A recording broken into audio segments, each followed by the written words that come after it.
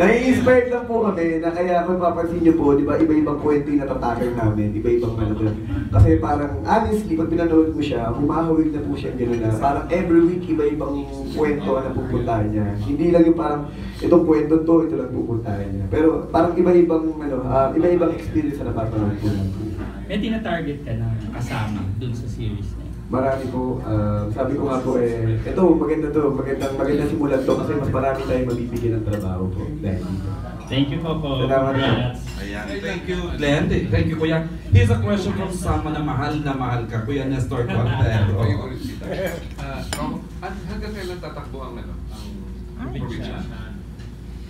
Ayun po, hindi ko po masasagot sa ngayon kasi sabi ko nga po, hanggat gusto pa siya ng mga manonood, hanggang tinatangkilik pa siya, nandyan pa po ang probinsyano. Kasi napakalaki ng journey ng character ko Napakarami pa natin pwedeng itakel. Napakarami pang mga bagay na hindi pa po natin napag-uusapan. Kaya hindi ko pa po masasabi kung hanggang saan.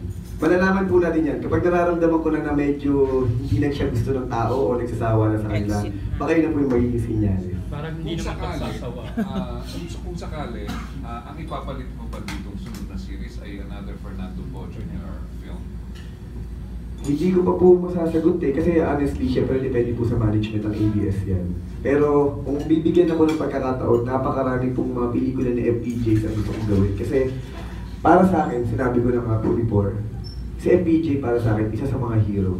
Hindi lang siya inangako bilang isang artista. Para sa akin, hero siya. Kasi sa pamamagitan ng paggawa niya ng pelikula, ang dami niyang mga taong natutulungan sa pamamagitan na i-inspire niya. Kagaya na rin po ako, ng lola ko. Kumbaga parang, marami kasi siya tinuro ng mga magagandang values Diba po? Sa mga pelikulang ginawa niya. And then ngayon, honestly, sa gitna paggawa ko ng FPJ sa probinsyano na soap opera, na i-apply ko to dito, yung mga good values na tinuro ni FPJ, na ngayon, yun yung napapanood ng mga kabataan. Kaya sabi ko nga, siguro, somehow, nagiging daan ako ni FPJ para alam niyo yung mabuhay pa rin siya sa puso't isipan ng mga tao, lalong-lalo na sa mga kabataan. Sabi ko nga po na parang gusto ko, kahit yung pinaka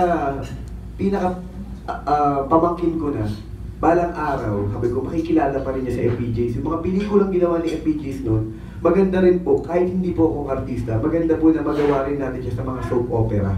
Kasi napakarami po magagandang pelikula ni FPJs po na ngayon. Nagugustuhan mo nga